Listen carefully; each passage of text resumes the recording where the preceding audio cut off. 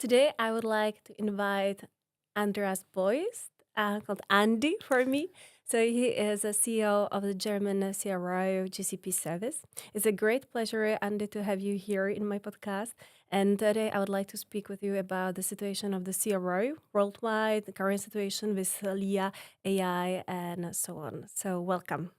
Thank you for inviting me over. It's always a pleasure being here and getting a chance to meet you once more here in person. So, actually, for our audience, we know each other from the past, Mm. but for more than 1 year, I haven't been in this industry of the CRO. So, how the CRO industry has been changed since the last year?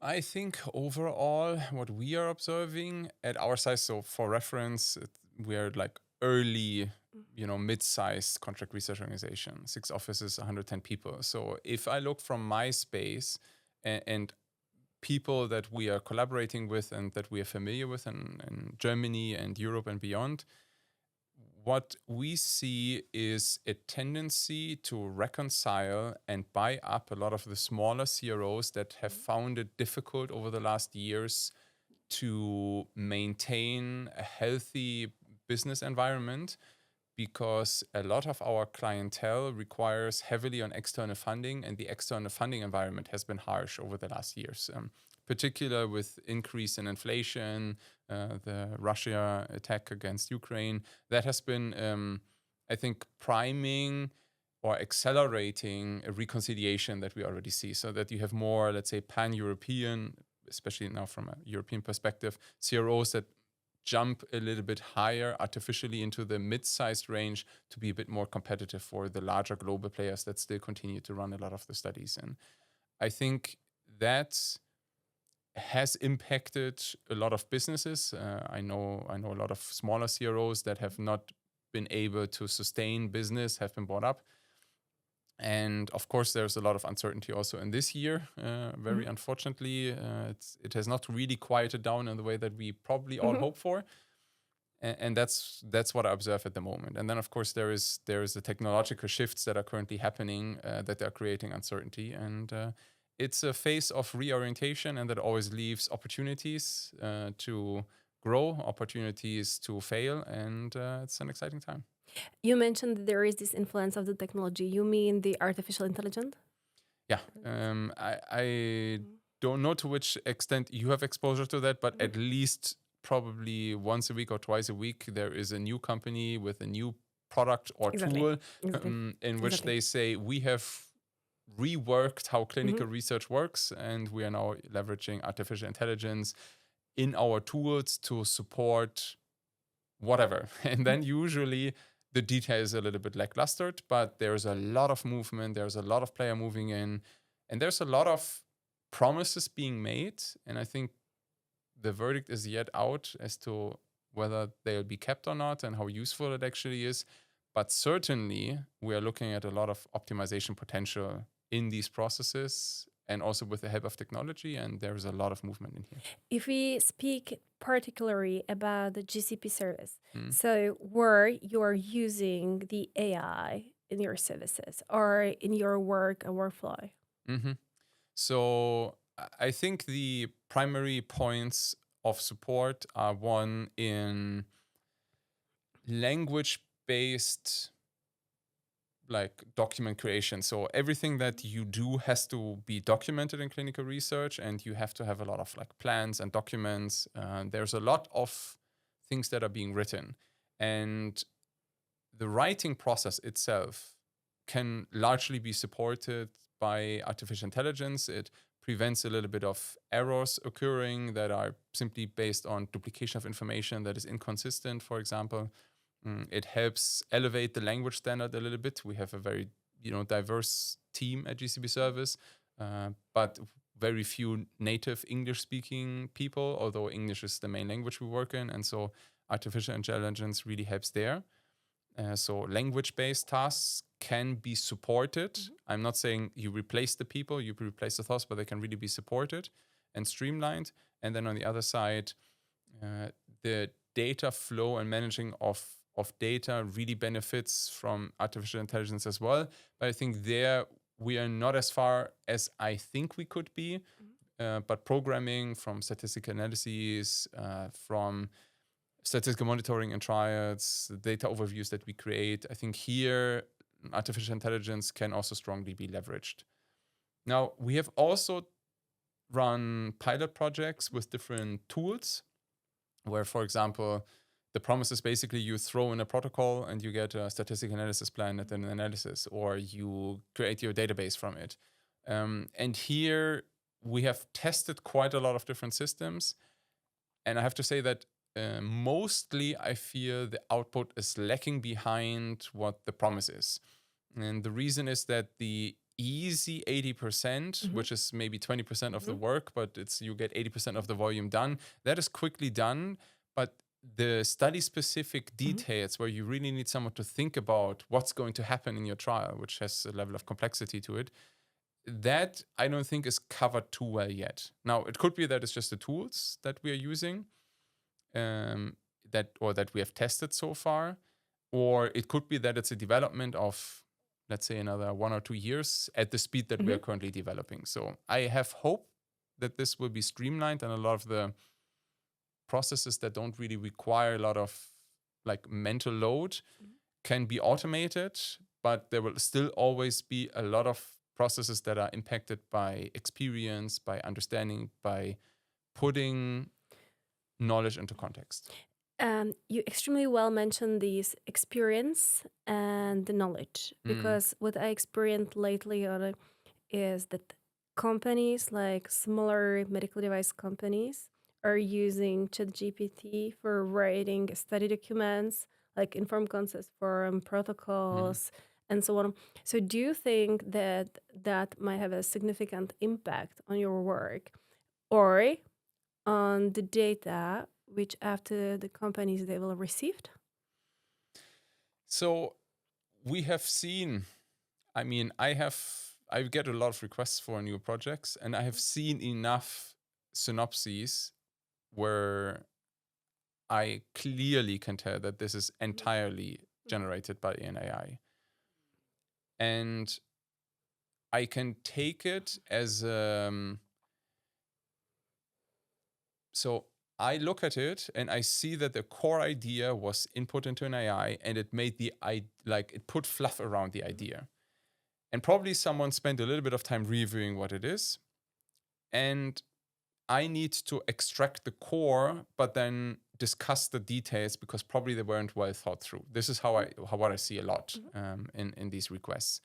Now, unfortunately, I think there is as you rightfully put, so there is a perception that you can simply throw in an idea into an AI, you get something out, and if you don't have experience from hundreds of trials or you don't have experience of years of clinical research, you don't know where it's wrong, where it's right, where you have gaps, and where you need to think a second or third time. And clinical research is not black and white. You know this as well as I do. Yeah. There is, and especially with medical devices, everything is about the labeling claim. And you can optimize so much by choosing the right labeling claim, having a shorter study, a smaller study, one that costs you less but gets you to the market fast. And artificial intelligence doesn't know and doesn't care for it, or you need to be really precise about what you wanted to optimize for. And I think here, a lot of companies might be missing out if they simply trust themselves to a quick solution and moving ahead. And then at the end of the day, a notified body will know. And they will check whether everything you've planned and the study that you've run aligns and supports your marketing claims. And you don't want to, especially as a medical device company, run a trial which you cannot use because mostly that's the end of your company. Yeah, this is our experience, and hopefully that the CEOs of those companies, they are going to be smarter, and then they just use your services. They will not trust only to artificial intelligence and what they get from those kind of systems. So you mentioned that you receive lots of proposals from medical device companies. Is it now that you receive more proposals from medical device instead of the biotech or pharma companies? Well, historically for us, it has always been close to 50-50. which is, I think, unusual already in and of itself. Medical device research isn't as strong as drug research, or has historically not been as strong. There are many medical device companies and many medical devices on the market in Europe, but ahead of the 2020 regulatory changes, we didn't really need as many studies, but we already did a lot of them historically. So therefore, I would say our ratio may not be representative for the overall market. What we have seen is that there are indeed a lot of companies, especially in the software as medical device area, which are pushing to the market. And I think some of that is warranted, because before, with reclassification, a lot of software as medical device were not really medical devices, or they were pushed into a lifestyle sort of corner. And since there is an increasing pressure on having these sort of edge cases classified as medical devices, they are now more moving into the medical device field. I think here we are actually seeing more. Oh. And if you can compare the situation in the Europe and the worldwide, so how the CRO business is standing right now? Well, again, probably there are some short-term. Well, let me put it this way. Uncertainty in the world for companies our size always has an adverse effect on our business. We saw this 2023, where it wasn't quite clear how high would inflation go and how long would it persist. And the countermeasure to that is increasing interest rates. Increasing interest rates, which means all of a sudden projects cannot really be funded anymore to that extent. And this is where we had an impact for around 2 years or so. Now we are just on with a 2-week ceasefire in Iran. But we had already seen before that prices were rising again. That causes uncertainty. That causes a pause in private equity and venture capital investing and funding, especially smaller projects. So my perspective on this year was very positive going in, and in the last few weeks was getting a bit more cautious. And I'm speaking for the small to mid-sized companies, and therefore also the mostly early phase, small, externally funded projects. The global projects, they still continue, and we see, I feel, every week another $1 billion plus valuation of a company that's being bought by one of the global pharma companies. So there is a lot of money still pushed in the system, and clinical research will always continue. It has to. We're getting older. There are more diseases. We're getting better at diagnostics. We have much more data on ourselves, and that enables much more treatment opportunities. So with more research enabled and with healthcare spending growing, basically globally, there will always be a need for new medications, for better treatments, for cheaper treatments as well. So that will always continue. So I remain long-term positive on clinical research for sure. But short-term, again, there might be some turbulences. And I guess especially startups and small biotechs might feel that more than, let's say, established pharma companies. And you are not only a pure CRO, you are also the investor. Correct. Yeah. So to which company are you actually invested the money, and why? And which company you are choosing? As now everything is shifting to digital health. Yeah, correct. So we invested a couple of years back, and I say we in a broad term, but let's say within the GCP Service group, invested in a medical device startup called Skinovita. And that's their device is an app combined with a physical adapter. And the adapter is used to regulate power for a UV lamp, and that UV lamp is used in treatment for skin disease. So they are a class 2A medical device because the lamp is class 2A. And they enable home treatment of patients. They received the CE certificate about a year ago, and that has been a project where the investment, frankly speaking, was largely also driven by the founding team. They have a person that was excellent at IT, and they had a person that really drove, and that was the key here really, they drove the company vision. Jan, with his clear vision, being a patient himself of the need, and that really sold the idea. It was a local company from Bremen, and with such a leader as Jan on the helm, and then having the technical support and understanding that we can supply the regulatory support to their internal team, which was also greatly set up. That was the foundation that we wanted to see in a company and invest in it. And since that time, we have evaluated many different companies, and we have also looked at one service, software-based medical device, which is in the German regulatory system was supposed to move into a DiGA, so a digital health application space. And that was something that we thoroughly looked at and were willing to move ahead, but at the end of the day, it didn't really work out. Now, we are a little bit torn as to whether DiGA is the direction to go, because it's a system that's now been running for some time, and there's a lot of work that's being pushed in the direction of digital health application, and not all of them might be fully market ready, and the requirements are extremely high for digital health applications compared to a normal medical device that you get to the market.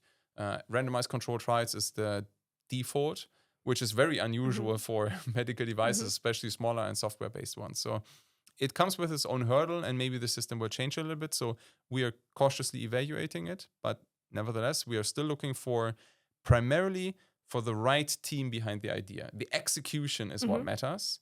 We can support from a monetary point of view, but also bridging the regulatory piece. We know what it takes to get to the market, but we are not going to drive the idea. So as long as you have someone there that you really feel the dedication to the project and the inspiration really hits you when you talk with them, that's lovely. And those are the people that we are happy and willing to support, as long as we understand the product and we are really we are investing then in something that we like, something that we understand, that we can move to the market, but with a team that drives it.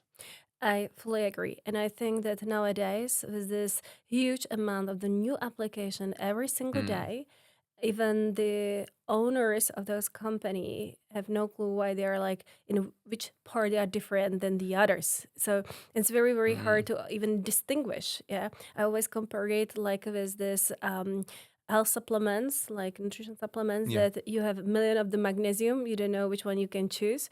And it's the same with the application for mental health. So you also don't know. So you just either choose the application because you like the color or you know who is behind. Yeah. So I fully agree that it's always about the people and the team behind who can be very passionate about their work and the idea why they are doing it. So my wife is a psychotherapist, and she for her it's the same. So they're probably, I don't know, once a month, or maybe at least it feels to me like that, someone is calling up and saying there is this new mental health application so for your patients, and don't you want to advertise it? And she always says, no, I don't want to advertise it, because one, there's way too many out there. It takes a lot of time to, if you want to recommend something and you put your name behind it, you need to really understand it well. You need to understand the differentiators.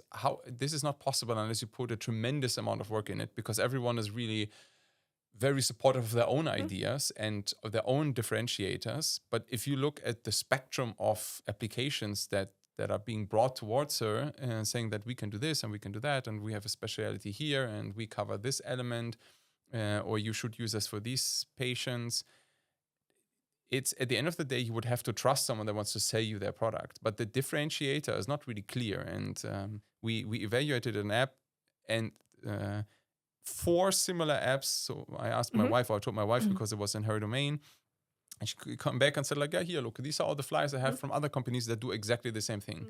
And so then the question becomes, okay, where's the differentiator? Where can we move forward with? And think about it as a patient also. How do you think patients will go through a day in a life of being a patient already, and then having to face, I don't know, in the issue of deciding which of the applications to use, which of them are going to help them most, how long to commit to using one Exactly. before you think you should change. I don't think it's very easy and straightforward, and yeah, some are For done me, with more and also, less this love. kind of application is always like a quick solution. Yes. Is the same like with the anti-obesity drugs, because also Mm. how long you are able to use the application. Yeah, you use it once, twice, 3 times, and then your interest is actually lower and lower. I'm doing right now the experience to see if pregnant women are able to use the application for like 20 weeks. Mm. And I will be very curious about the results because Yeah. the study is finishing soon. But definitely, it's nothing like easy, and that's always also the companies who are developing it. They need to think for who they are doing it Mm. and how long they think that the patients or the users will be using it. Right. So, Right. because other than that, it has no sense to develop more application that they are right now Mhm. on the market, and I don't think there's somebody is coming with some kind of miracle application nowadays Yeah. with this environment. So right, as an investor, you're Mm. right now maybe thinking to, if anybody is coming to you that they Mm. would like actually to know your opinion, if you would invest the money to their company. Mhm. So you are open, but you do your own evaluation, yeah? Yeah, absolutely. Yeah. So mostly I do, well, it's either myself and Andreas. We are jumping into meetings with the founding team to get an idea of the product, one, but also more importantly, or very much tied to it, the people behind that. Who are they? How well can they sell the idea to us? Because that's the spirit they also need to bring the idea forward. It's usually not like one investment round, it's multiple ones, and you need someone with drive and passion. And what's the connection between the founding team and the device? If that's what feels purely monetary, that someone, finished university and then said, well, I should, start my own company. What is the thing that I can do? Well, coding is easy now, so let me develop an app. We have had pitches that feel exactly like that, that someone simply decided, I want to be a founder, so the easiest thing I can do is I create an app. Well, actually, I need someone else to create the app for me, but I would love to be the founder of the company that, sells and develops it. And at that point already the conversations is pretty much over. And at other times, we need to feel like we can add value to it. We don't only want to invest money, we want to invest in projects where we feel we can support and we can really be an asset from a stakeholder. It's not only like we don't want to be just a bank. We want to be someone that is a strategic asset in the development and then can de-risk the process and increase the likelihood of success. That's really what we are here for.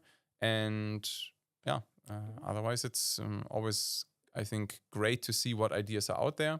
Some are a little bit more obscure, and some are very interesting. Coming back to the CRO service. Mhm. So you, as I know, and if I remember still well, you offer all your service in your house. I mean, so you are not Mhm. outsourcing, for example, data management or stat to anybody else. So what kind of services you provide if our public has no absolutely clue what you are offering? Mhm. So that's indeed quite a unique differentiator at our size. So if you go to the globals, of course, they have everything in house, but mostly our size, sometimes even a bit larger. And for sure, when companies are smaller, as you highlighted, a lot of what is considered more central service is outsourced. So the typical CRO starts with project management, regulatory submission, and monitoring. And a lot of the CROs also stop there because then they have collaboration partners that do data management or biostats or so on. But we actually do everything in house, and also for many years already. And so we have our own team of data managers, of biostatisticians, own product vigilance team. We have our document management team, including our own ETMF and EISF, and project management, regulatory, and monitoring, of course, as well. So that at the end of the day, you can end-to-end run everything with our own internal people. And then, of course, we should perform a study where you can find patients the easiest. And that oftentimes, or many a times, means we also go into countries where we don't have a presence ourselves. although we cover like 12, 15 countries with our own team. In But Europe? Yes, everything in Europe, basically from like Ireland, UK to Hungary is basically the width, and then like from Germany to France and anything in between. So, and when we go outside of these countries, we then work with long-term partners, a lot of which are members of the Association of International CROs, which I also serve as a president. And that helps us go where the patients are and where it's most efficient from a costing, a timeline perspective, from a regulatory scope to run the project. And we can still manage all of that together centrally here from Europe. So for the clients, in case they would like to run the trial in the Europe and in the USA, you are absolutely able to do it. Yeah, absolutely. Not a problem. We run those studies already, and we would be happy to take on new ones in that scope as well. And do you think for also the clients abroad, from US clients, still is the Europe interesting continent? So I think the 2020 to 23, even 24, and then also moving into 25, you could feel some hesitancy because we changed so much in our regulations.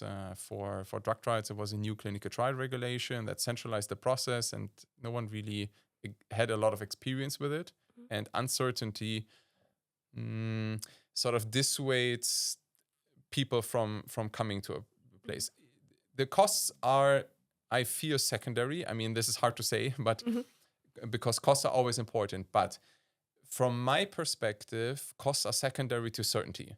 If you know something will cost you 10 million, but you can do it, you will do it. If you know something else costs you 8 million, but you're not sure if it'll work or not, you go with the 10 million option.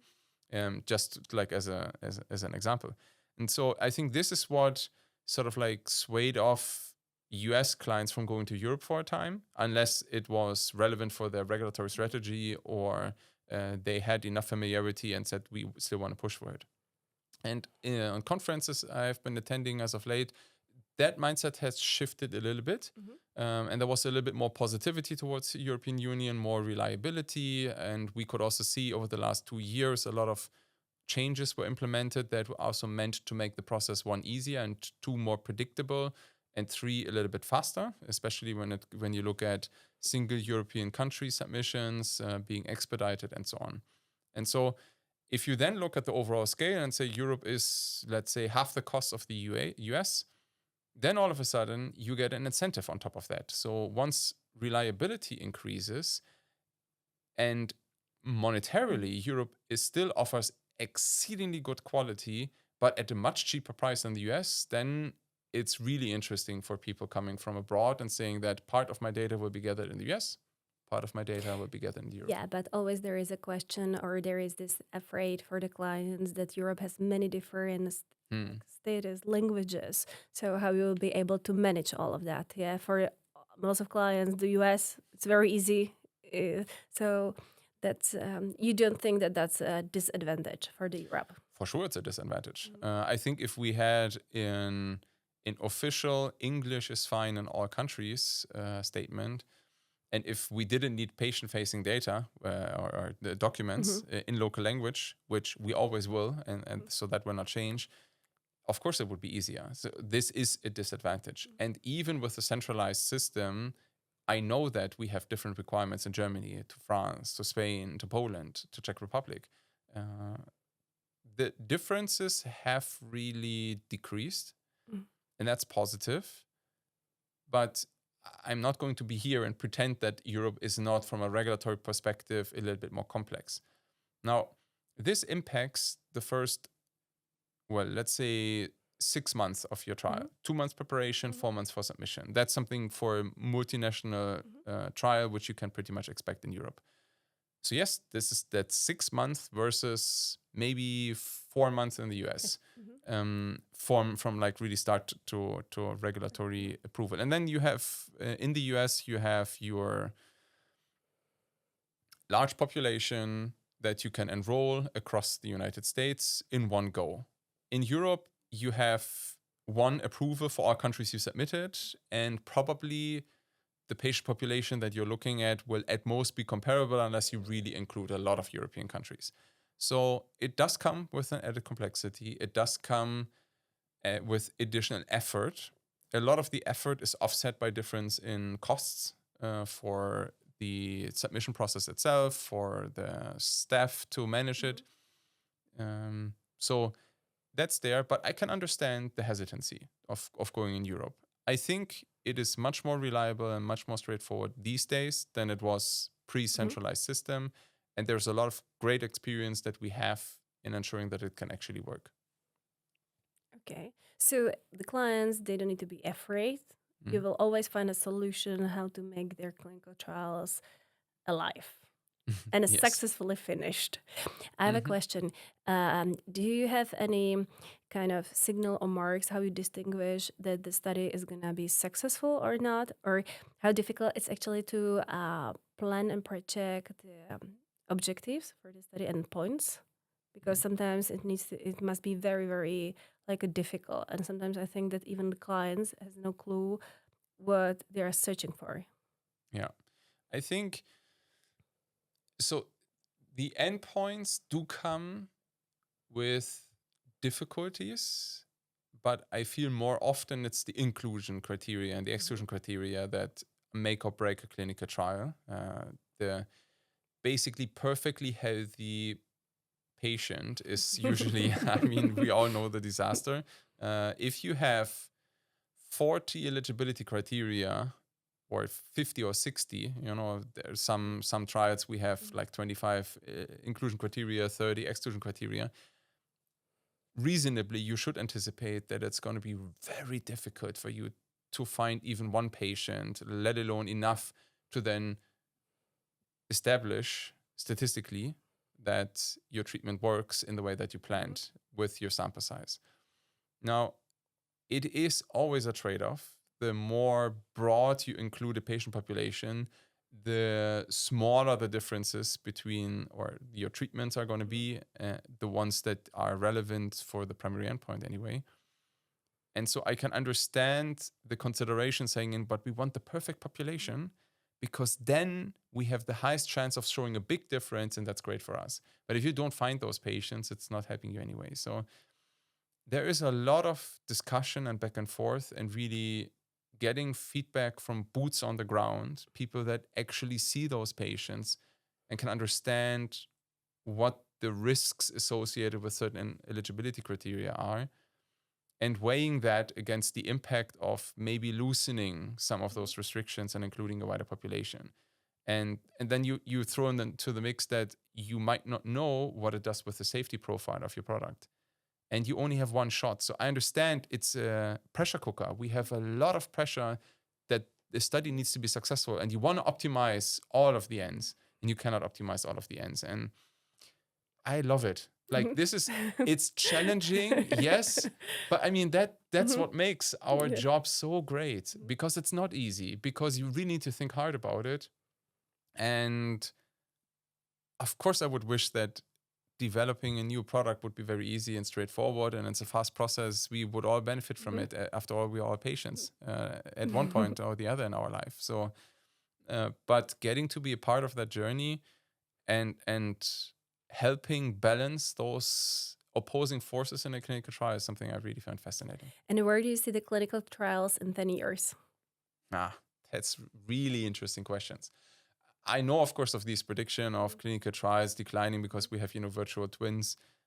Interestingly enough, we are currently collaborating on a grant application where also part of that project will be virtual twins. So we will collect data and we will create virtual twins and then evaluate outcomes based on those as well. And I find it very fascinating, yet I feel we are only scratching the surface of human complexity in terms of biomarkers that we can look at, understanding really the physiology and the makings and interconnection of a human body. We have a wealth of knowledge, but we have no clue how much more we don't know and how much more complicated and intricate it is.